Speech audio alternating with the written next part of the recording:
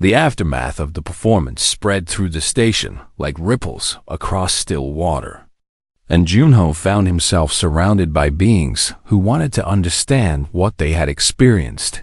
A Marquette general named Korath approached him in the corridor outside the performance hall, his massive frame somehow seeming smaller than before. "I lost my daughter in the siege of Telmaran," he said without preamble. "She died protecting civilians while I was commanding forces on the other side of the planet. And I have not allowed myself to grieve, because my people believe that sorrow weakens a warrior." Junho recognized the pain in the general's eyes because it mirrored his own. "Your music made me remember her," Korath continued. "Not as a casualty or a strategic loss, but as my child, my blood. The small creature who used to climb onto my shoulders and demand to see the stars." The general pressed his fist to his chest once more.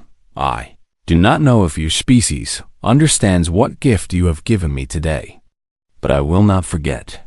Similar encounters happened throughout the day as delegates from various species sought out Junho to share their own stories of loss and gratitude. A Theluvian scientist admitted that she had wept for the first time since undergoing emotional conditioning as a child. A pair of Corvani diplomats thanked him for showing them emotions they could feel but never fully express. Even species who had openly mocked humanity before the performance approached with something resembling respect. Ambassador Chun found Junho in a quiet observation lounge hours after the performance ended. "Do you understand what you have accomplished?" she asked. "I played a song for my sister," Junho replied simply. Chun smiled with genuine warmth. "You did far more than that. Delegations that refused to meet with us yesterday are now requesting appointments. Trade negotiations that stalled for months are suddenly moving forward. And 3 species have expressed interest in cultural exchange programs with Earth." She placed a hand on his shoulder. "You did not just prove that humans can play the Xenotone. You showed the galaxy something about our species that they had never understood before. That we feel things deeply." Junho said. "That we transform pain into beauty," Chen corrected. "And that is something no other species seems able to do in quite the same way." The door opened and Surathon entered the lounge. Ambassador Chun tensed immediately, but Junho gestured for her to remain calm. The Vel-3 high vocalist approached slowly, her feathers cycling through colors that suggested uncertainty and discomfort. "I have come to speak with the human," she said. "Alone if possible." Chun looked at Junho, who nodded, and she departed with obvious reluctance. Surathon silenced for a long moment before speaking. "I challenged you because I believed humans were inferior," she finally admitted.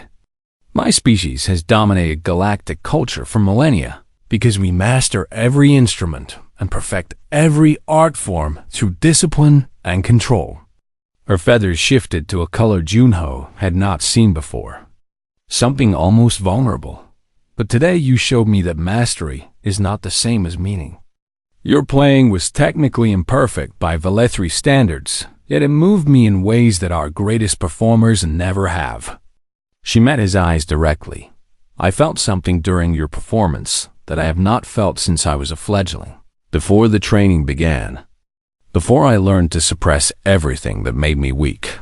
Emotion is not weakness," Junho said gently. "That is what your music taught me," Surathon replied. "And I am not certain how to reconcile this truth with everything I have believed." She did not apologize because Vel-3 culture did not include such concepts. But something in her expression acknowledged that she had been wrong. "Perhaps my species has sacrificed something important in our pursuit of perfection," she said. "Perhaps control is not the highest form of existence." After she departed, Junho found Mithka waiting in the corridor. "You have changed things today," she said. "Not just for humans, but for everyone who witnessed your performance." "I just played music," Junho replied. "You showed us what it means to be human," Mithka corrected. "And some of us will never be the same." The following day, Junho received a message from the Galactic Cultural Preservation Society requesting permission to archive his performance as a significant emotional artifact. He declined. Instead, he recorded a simple video explaining the piece's origin, describing Sumin's love of music and her dreams of learning piano. Dedicating the performance to her memory, he sent copies to his parents who had not heard him play since before their daughter's death. Their response came within hours. Tearful gratitude and expressions of love that had gone unspoken for too long that evening. Junho sat alone in his quarters. With the viewport showing an endless field of stars, he pulled out the photograph of Sumin and studied her frozen smile. Seeing not just the sister he had lost, but the person she might have become, "I finished the song," he said softly to her image. "I wish you could have heard it." The weight in his chest was still present, but different somehow.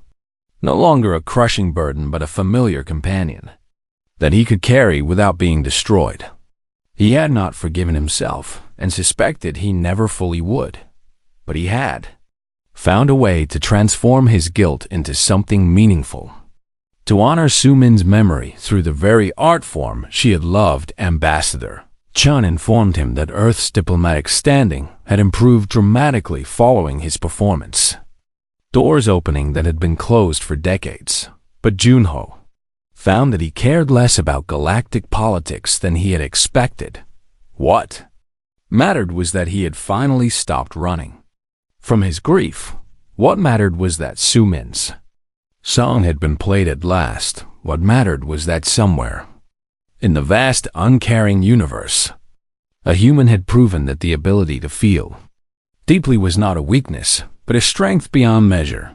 Junho put away the photograph and reached for a small electronic keyboard he had requested from the station supplies. For the first time in 5 years, he wanted to play music again, not for audiences or competitions or diplomatic advantages, but for himself and for Sumin, and for every being who had ever loved and lost and somehow found the courage to continue. His fingers touched the keys and simple notes filled his quarters.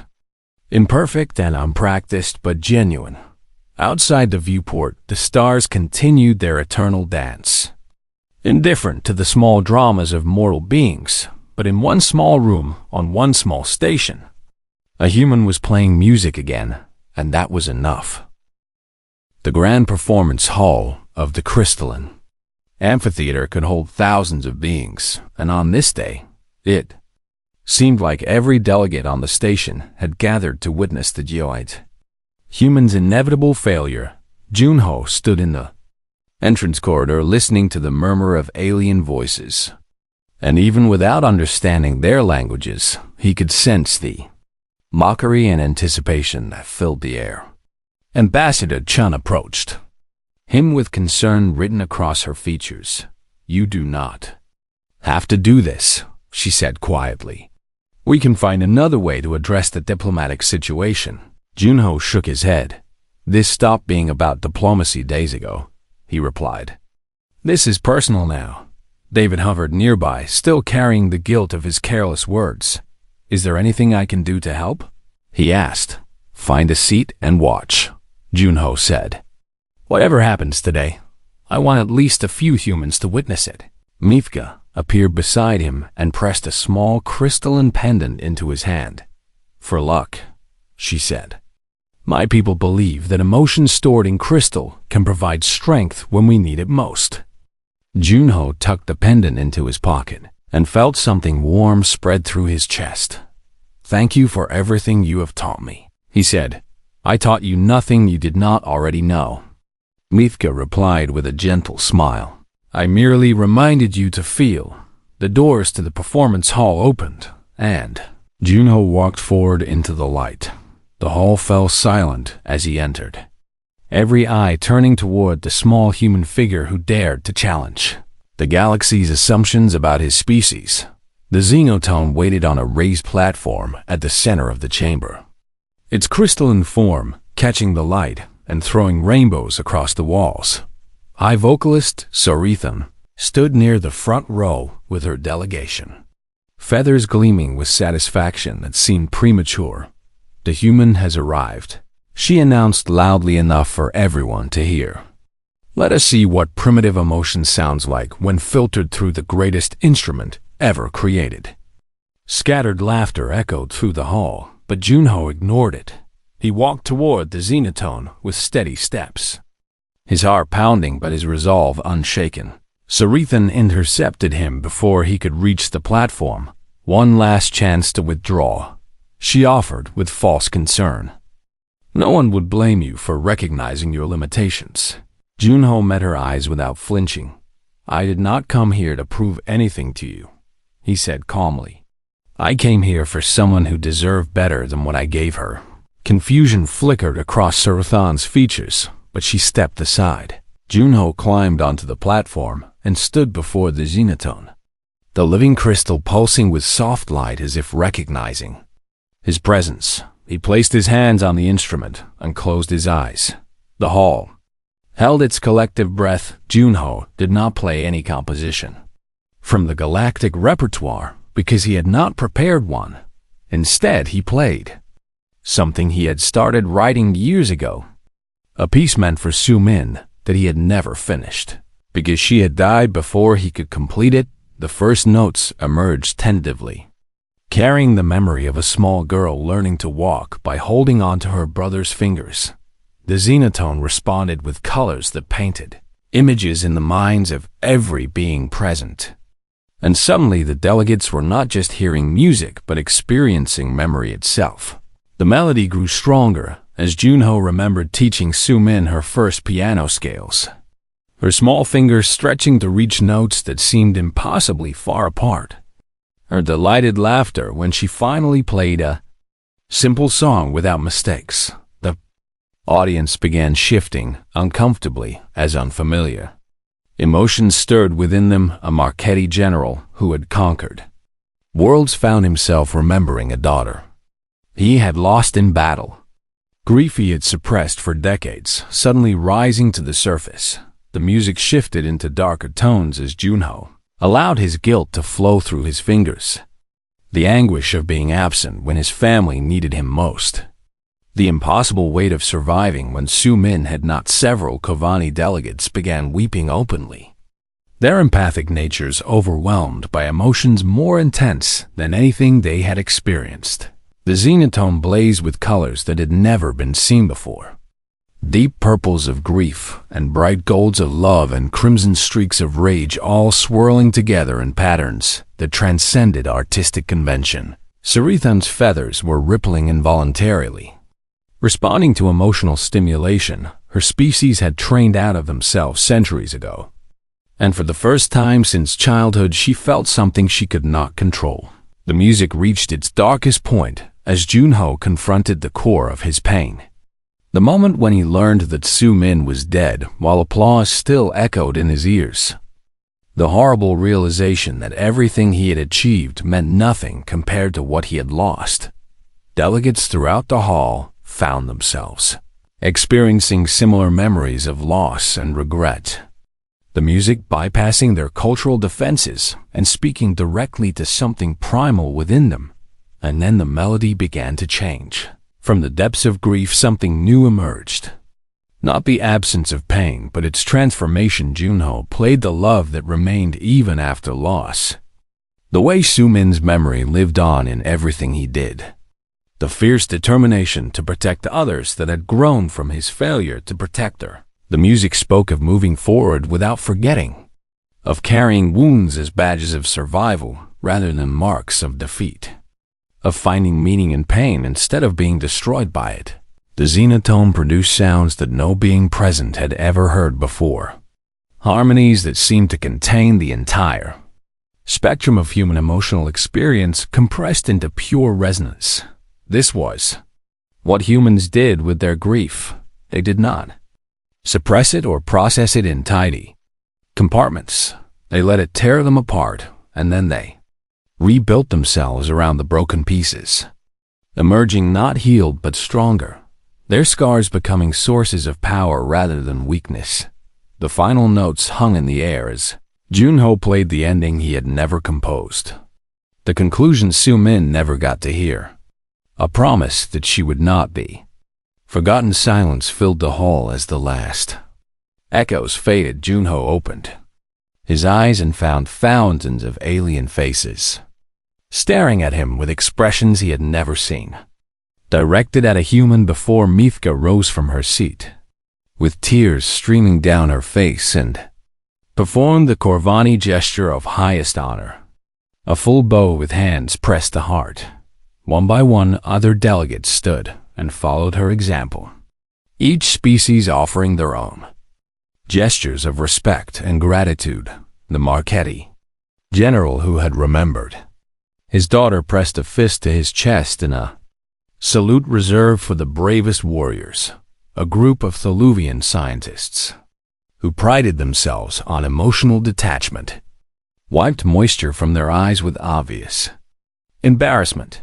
Even species who had wagered heavily on Junho's failure seemed unable to maintain their mockery in the face of what they had experienced. A standing acknowledgement spread through the hall like a wave until nearly every delegate was on their feet, except for Sarithan. The high vocalist remained seated, her feathers cycling through colors that suggested emotions she had long ago forgotten how to name.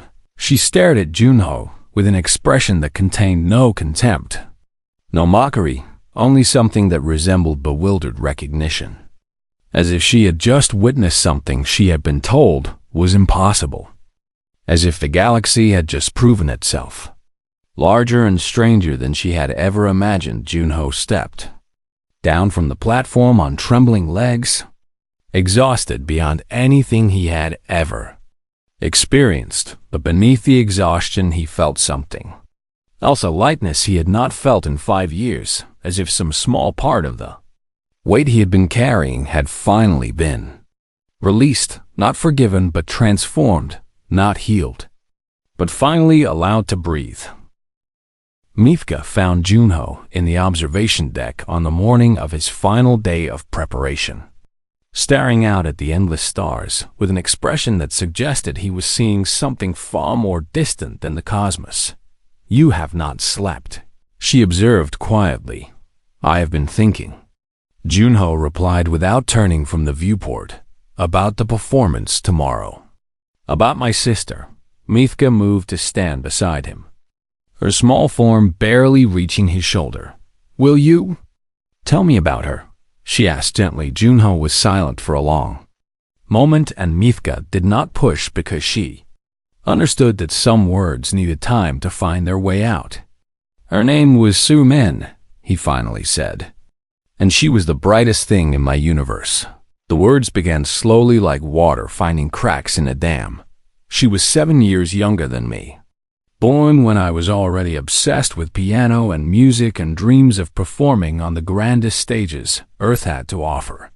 His voice softened with memory. "Most older brothers would have found a baby sister annoying, but Su-min had this way of looking at me like I was the most amazing person in the galaxy." "And how do you resist that kind of admiration?" Mithka listened without interrupting because humans seem to need space to tell their stories. "She started following me to my piano lessons when she was 4, sitting quietly in the corner and watching my fingers move across the keys with absolute fascination." Junho smiled, but it was a smile filled with pain.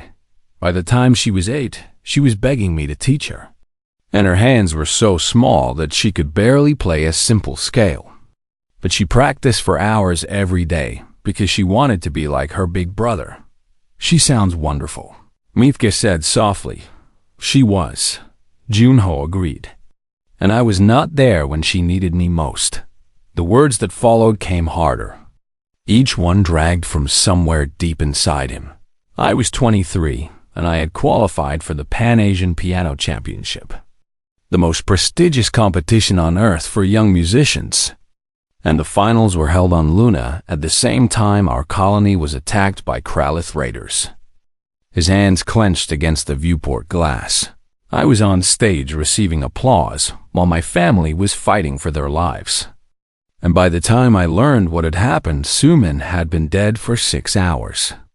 Mithka felt his grief like a physical weight pressing against her empathic senses. Our parents survived, but Sumin was killed when the raiders breached our residential sector. She was 12 years old and probably terrified, and I was not there to protect her because I was too busy chasing my own glory. You could not have known, Mithka said. That does not matter. Junho replied with fierce conviction. I should have been there. I should have protected her. Instead, I was playing piano for judges who did not even remember my name while my sister died alone. He turned from the viewport and Mithka saw the raw anguish in his eyes. I never played piano again after that night. I joined the military because protecting people seemed like the only way to make amends for failing the one person who mattered most. And now you must play again, Mithka said, understanding his torment. The Xenotone wants me to feel everything I buried, Junho said. 5 years of grief and guilt and rage that I locked away because feeling it seemed unbearable. Mithka considered his words carefully before responding. May I share something I have learned about humans? She asked. Junho nodded. Most galactic species experience emotion in isolated packets, one feeling at a time, processed and resolved before the next one arrives, she explained. But humans feel everything simultaneously. Joy and sorrow and anger and love all tangled together in ways that seem chaotic and overwhelming.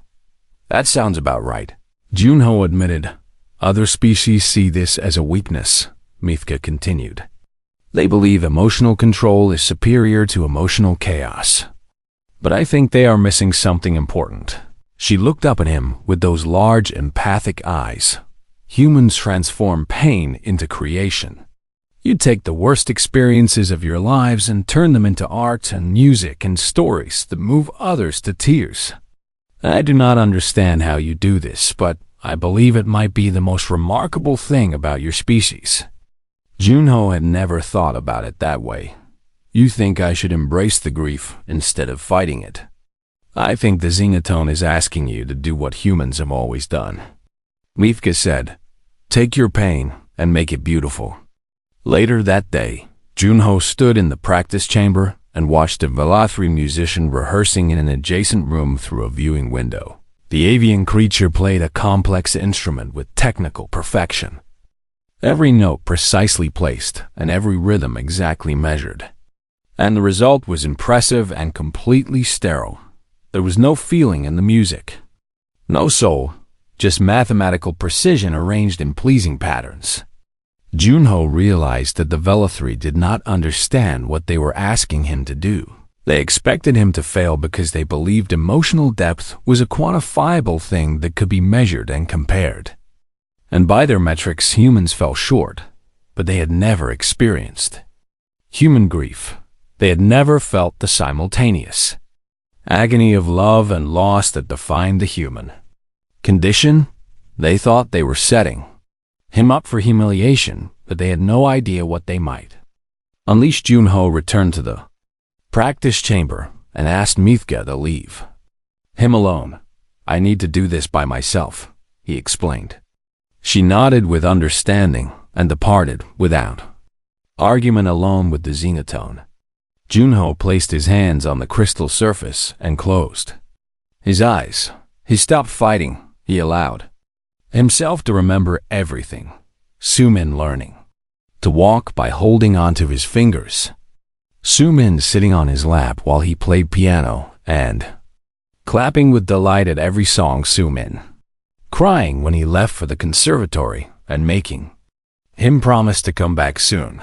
Sumin sending him video messages filled with excitement about her own piano progress. Sumin asking him to compose a special song just for her. The last message she ever sent, wishing him luck at the championship, telling him she would be watching the broadcast, telling him she loved him. The tears came without warning, and Junho did not try to stop them. For the first time in 5 years, he allowed himself to grieve fully and completely. Not in controlled portions, but all at once. the entire weight of his loss crashing through the walls he had built, and beneath his fingers, the Xenotone began to sing. The music that emerged was unlike anything Junho had ever heard. Sound transformed into pure emotion, grief and love and guilt and hope, woven together in melodies that seemed to bypass his ears and speak directly to his heart. He played for hours, tears streaming down his face, and the Xenotone responded to every shade of feeling with colors and harmonies that human instruments could never achieve. When he finally stopped, the practice chamber was dark and his body was exhausted, but something inside him had shifted. He was not healed and might never be fully healed, but he was ready. Tomorrow he would play for Su Min. Tomorrow he would give her the concert she never got to see. And if the galaxy understood what it meant to be human, that would be enough.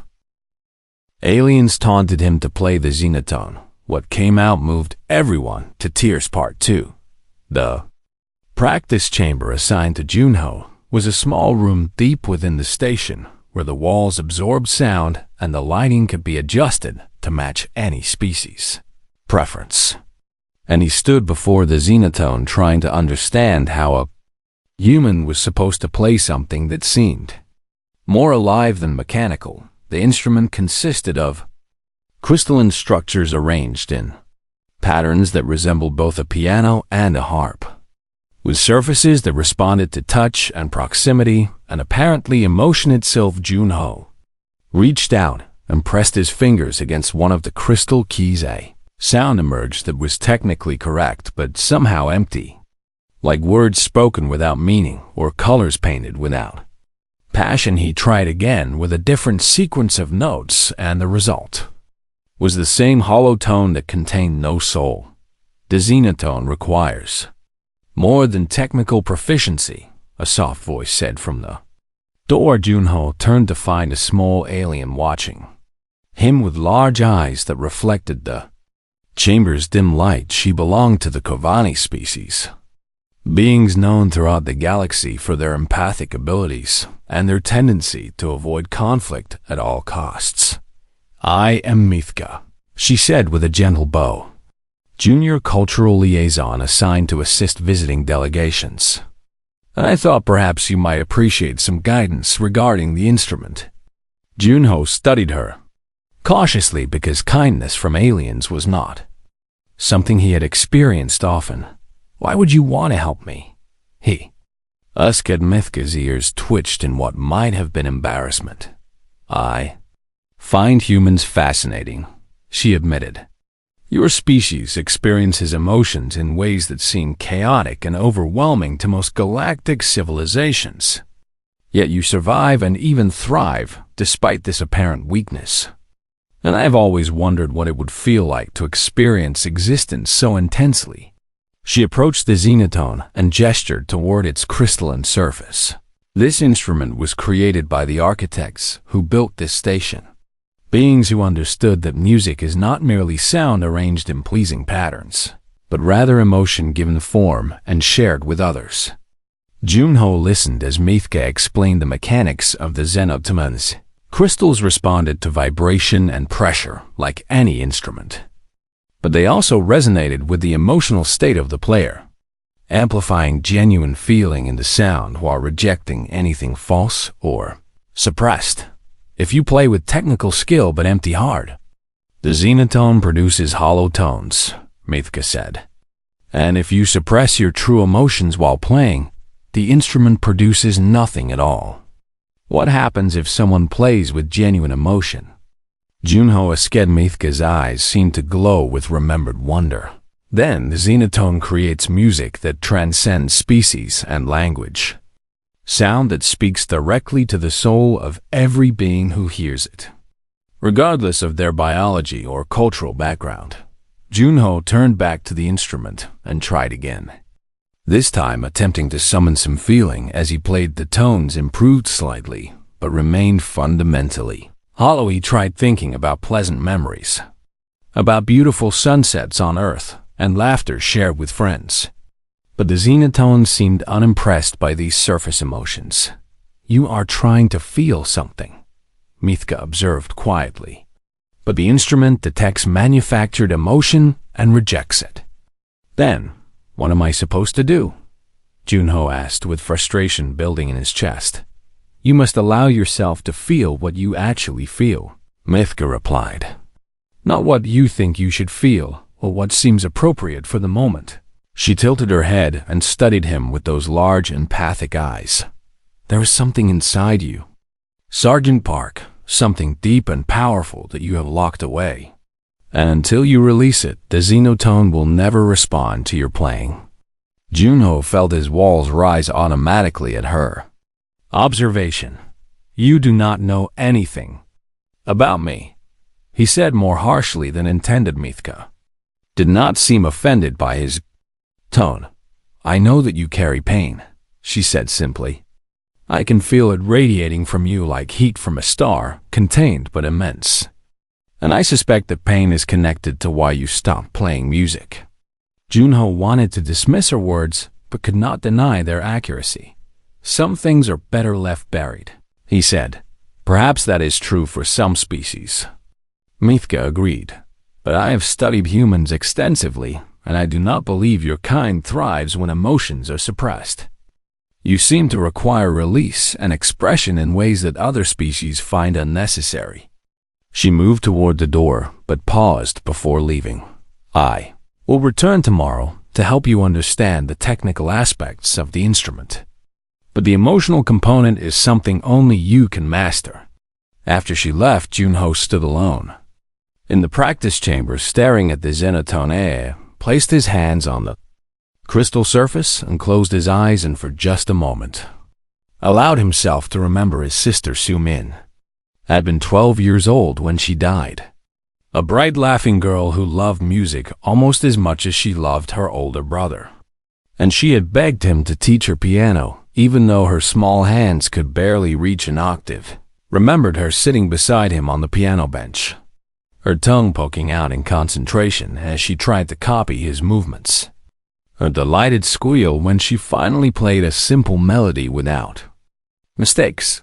The memory cut like a blade, and Junho opened his eyes to find the Xenotone glowing with soft light. He pressed the keys, and a single note emerged that was achingly beautiful, filled with love and loss and longing that transcended language. Then the walls slammed back into place, and the light faded.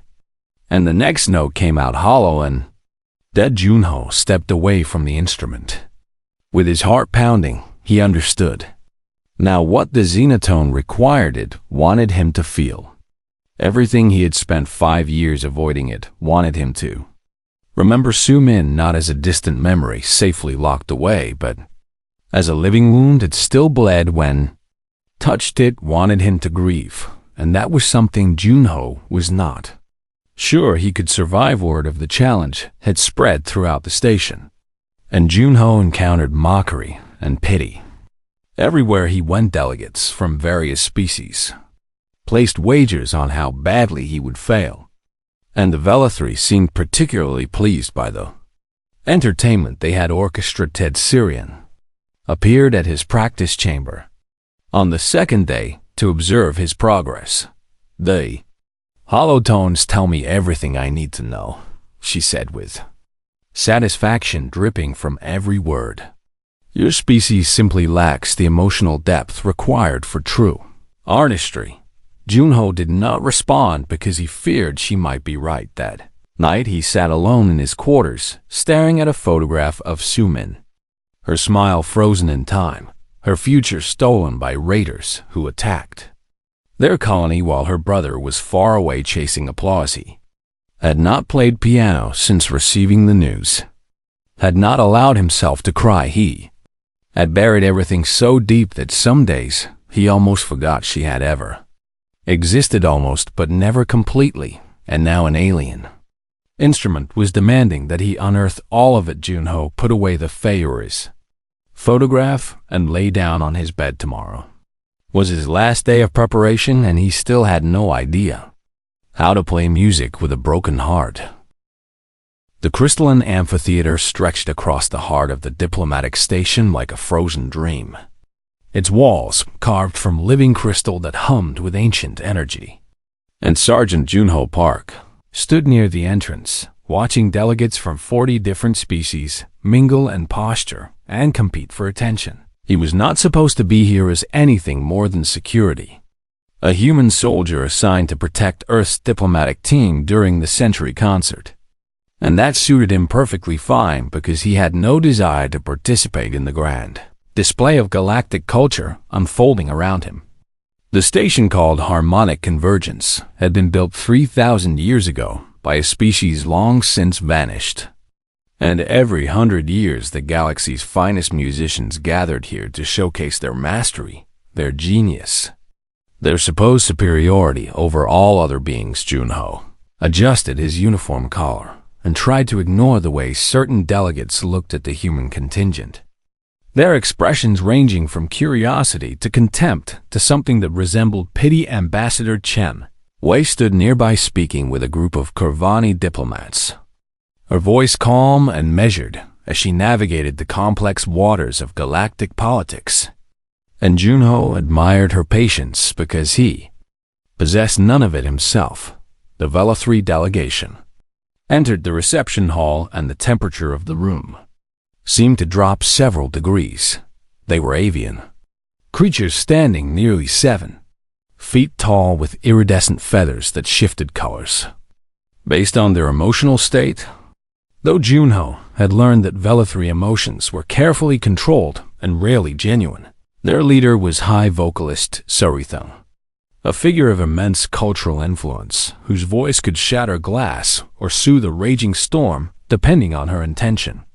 And she surveyed the assembled delegates with eyes that missed nothing. Humans, she announced loud enough for everyone to hear. I see your primitive species has sent observers to witness true artistry once again. Ambassador Chun's smile never wavered, but Junho saw the tension in her shoulders. We are honored to attend. High vocalist, Chun replied with perfect diplomatic grace. Sarithon's feathers rippled with amusement and bordered on mockery. Attend. Yes, but never participate, because your kind lacks the refinement necessary to create real music. And everyone here knows this truth, even if politeness prevents them from speaking it. Several delegates shifted uncomfortably, but none spoke against the Vela 3 ambassador because her species controlled significant trade routes and cultural institutions across the galaxy. Junho felt his jaw tighten but remained silent because causing an incident would only make things worse for his people. A young human diplomat named David crossed the room to join Ambassador Chun, and in his nervousness, he spoke without thinking. Sergeant Park actually studied music before joining the military. Trained at one of Earth's finest conservatories. Could have been a concert pianist if circumstances had been different. The words hung in the air like a death sentence. Sarithon turned her piercing gaze toward Junho, and something predatory awakened in her expression. A musician hiding in a soldier's uniform, she said with theatrical surprise.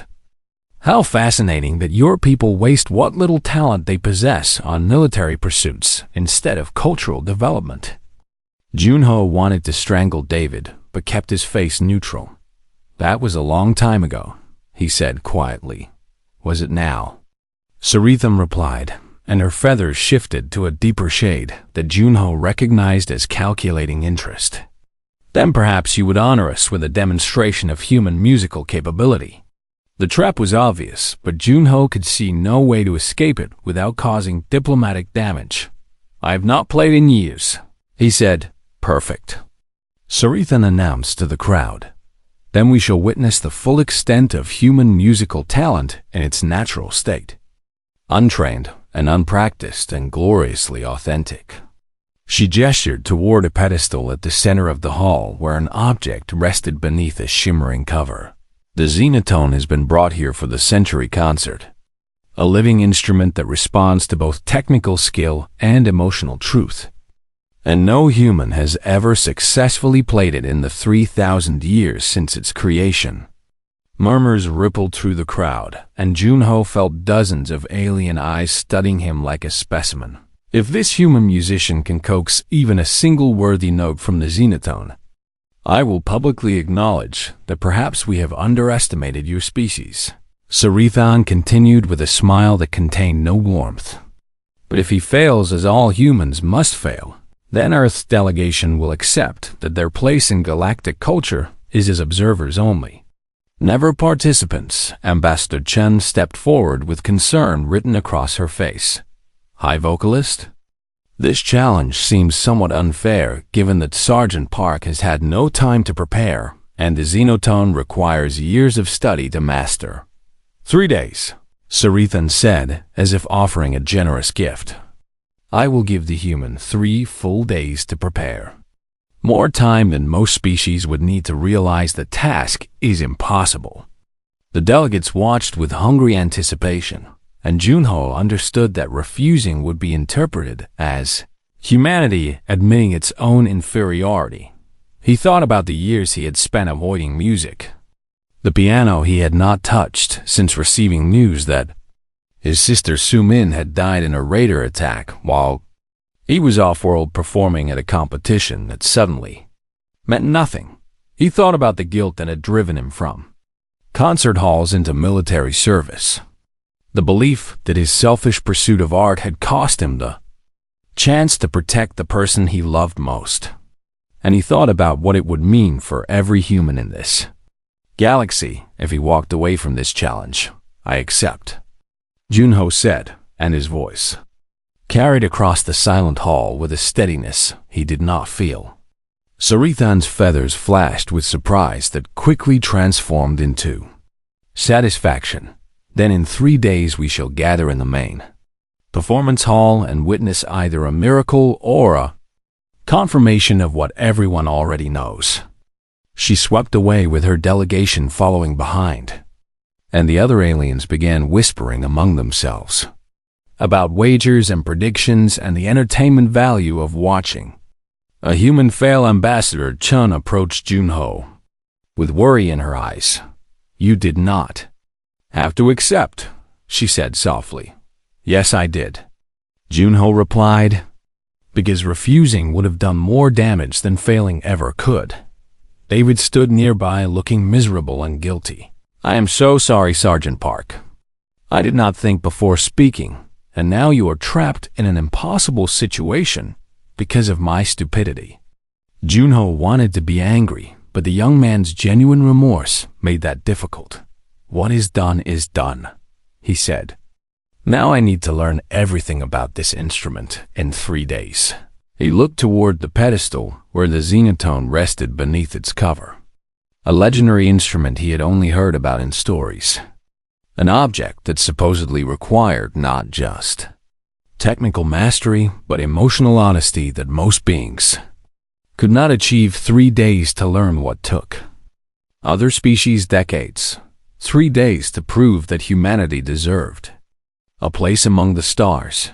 3 days to face the grief he had been running from for 5 long years. Junho walked toward the Xenotone and pulled back its cover, revealing a structure of living crystal that pulsed with soft light like a heartbeat waiting to be awakened. The instrument was beautiful and terrifying and completely beyond anything he had ever attempted. But somewhere in his chest, beneath all the walls he had built around his heart, something stirred that felt almost like hope. He had 3 days to do the impossible, and for reasons he could not explain, some small part of him wanted to try.